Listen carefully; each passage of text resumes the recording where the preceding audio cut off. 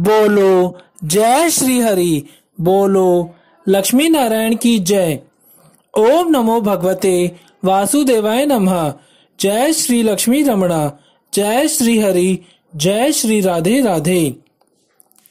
धर्मराज युधिष्ठिर कहने लगे कि हे भगवान, मैंने आपसे माघ मास के शुक्ल पक्ष की एकादशी अर्थात जया एकादशी का विस्तार पूर्वक वर्णन सुना।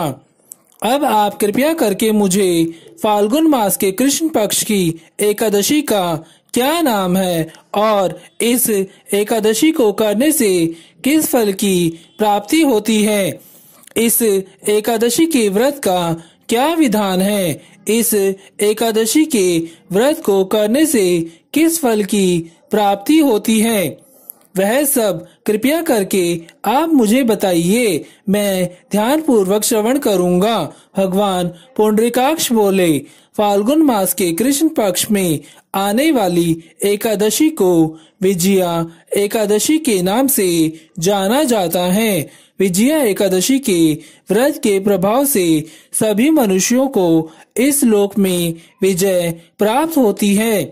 यह व्रत सब व्रतों में उत्तम व्रत है। विजया एकादशी के महात्म्य के श्रवण व पठन करने मात्र से सभी मनुष्यों के समस्त पाप नष्ट हो जाते हैं। जब आप भयंकर शत्रुओं से घिरे हो और पराजय आपके सामने आकर खड़ी हो जाए, तब उस विकट स्थिति में विजया एकादशी से आपको विजय प्राप्त होती है। हे राजन, अब तुम ध्यान पूर्वक एकाग्रचित होकर विजया एकादशी के महात्म्य को सुनो। एक समय की बात है, देवर्षि नारद जी ने जगत पिता ब्रह्मा जी से कहा, महाराज, आप कृपया करके मुझे फाल्गुन मास के कृष्ण पक्ष की एकादशी की विधि के बारे में बताइए। ब्रह्मा जी ने कहा कि हे नारद, विजया एकादशी का व्रत करने मात्र से सभी मनुष्यों के अपने पूर्व जन्म के सभी पाप कर्म नष्ट हो जाते हैं। यह एकादशी सभी मनुष्यों को विजय प्रदान करती है। त्रेता युग में भी मर्यादा पुरुषोत्तम श्री रामचंद्र जी ने भी यह उत्तम व्रत किया था, जो कि श्री विष्णु जी के अवतार थे। जब उन्हें 14 वर्ष का वनवास हुआ, तब वे लक्ष्मण जी तथा सीता जी के साथ पंचवटी में निवास करने लगे। जिस पंचवटी में वह निवास कर रहे थे, वहां पर दुष्ट रावण ने जब सीता जी का हरण किया, तब इस समाचार को सुनकर श्री रामचंद्र जी तथा लक्ष्मण जी अत्यंत व्याकुल हो गए और सीता जी को ढूंढने खोजने चले गए। घूमते घूमते जब वे मरते हुए जटायु के पास पहुंचे, तो जटायु ने उन्हें सीता जी का सारा वृतांत सुनाकर स्वर्गलोक को चले गए। कुछ आगे जाकर उनकी सुग्रीव से मित्रता हो गई और उन्होंने बाली का वध किया। हनुमान जी ने लंका में जाकर माता सीता जी का पता लगाया और उनसे श्री रामचंद्र जी और सुग्रीव की मित्रता का वर्णन किया। वहां से लौटकर हनुमान जी ने भगवान श्री रामचंद्र जी के पास आकर सब बात बताई। श्री रामचंद्र जी ने वानर सेना सहित सुग्रीव की संपत्ति से लंका को प्रस्थान किया। तब श्री रामचंद्र जी समुद्र के किनारे पहुंचे। तब उन्होंने मगरमच्छ आदि से युक्त उस अगध समुद्र को देखकर लक्ष्मण जी से कहा कि इस समुद्र को हम किस प्रकार से पार करेंगे। तब लक्ष्मण जी ने कहा, हे पुराण पुरुषोत्तम, आप आदि पुरुष हैं, आप तो सब कुछ जानते हैं। यहाँ से आधा योजन की दूरी पर कुमारी द्वीप में वाग्दलभ्य नाम के ऋषि रहते हैं। उन्होंने अनेक ब्रह्मा देखे हैं। आप उनके पास जाकर इसका उपाय पूछिए। लक्ष्मण जी के इस प्रकार के वचन सुनकर श्री रामचंद्र जी वाग्दलभ्य ऋषि के पास गए और उनको दंडवत प्रणाम करके बैठ गए।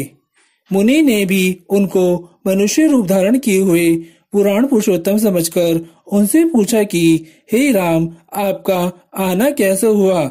श्री रामचंद्र जी कहने लगे कि हे ऋषि, मैं अपनी सेना सहित यहाँ आया हूँ और राक्षसों को जीतने के लिए लंका जा रहा हूँ। आप कृपया करके समुद्र पार करने का कोई उपाय बतलाइए। मैं इसी कारण आपके पास आया हूँ। वाग्दलभ्य ऋषि बोले कि हे राम, फाल्गुन मास के कृष्ण पक्ष की एकादशी का उत्तम व्रत करने से निश्चय ही आपकी विजय होगी। साथ ही आप समुद्र भी अवश्य पार कर लेंगे। इस व्रत की विधि यह है कि दशमी के दिन स्वर्ण, चांदी, तांबा या मिट्टी का एक घड़ा बनाएं। उस घड़े को जल से भरकर तथा 5 पल्लव रखकर वेदिका स्थापित करें। उस घड़े के नीचे सतनाजा और ऊपर जौ रखें। उस पर श्री नारायण भगवान की स्वर्ण की मूर्ति स्थापित करें। एकादशी के दिन स्नान आदि से निवृत्त होकर धूप, दीप, नैवेद्य, नारियल आदि से भगवान श्री नारायण जी की पूजा करें। तत्पश्चात घड़े के सामने बैठकर दिन व्यतीत करें और रात्रि को भी उसी प्रकार बैठे रहकर जागरण करें। द्वादशी के दिन नित्य नियम से निवृत्त होकर उस घड़े को ब्राह्मण को दे दें। हे राम, यदि तुम भी इस व्रत को सेनापतियों सहित करोगे तो तुम्हारी विजय अवश्य होगी।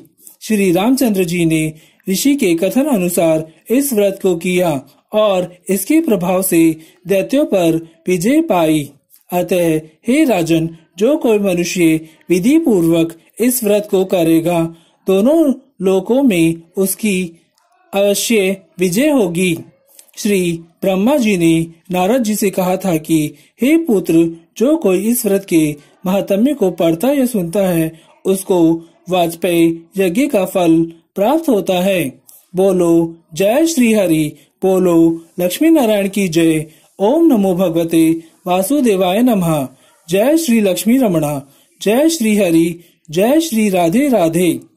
अगर आपने अभी तक हमारे YouTube चैनल राजपूत दोतानिया को सब्सक्राइब नहीं किया है तो जल्दी से सब्सक्राइब करके बेल आइकॉन की घंटी को ऑल पर सेट कर लें। इससे होगा ये कि हमारे YouTube चैनल पर कोई भी नई वीडियो के अपलोड होने की नोटिफिकेशन आपको तुरंत मिल जाएगी। और वीडियो को पूरा वॉच करें। अगर आपको वीडियो अच्छा लगा हो तो वीडियो को ज्यादा से ज्यादा लाइक करें, शेयर करें और एक बहुत अच्छा सा कमेंट करना ना भूलें। बोलो जय श्री हरि, बोलो लक्ष्मी नारायण की जय। ओम नमो भगवते वासुदेवाय नमः। जय श्री लक्ष्मी रमणा, जय श्री हरि, जय श्री राधे राधे।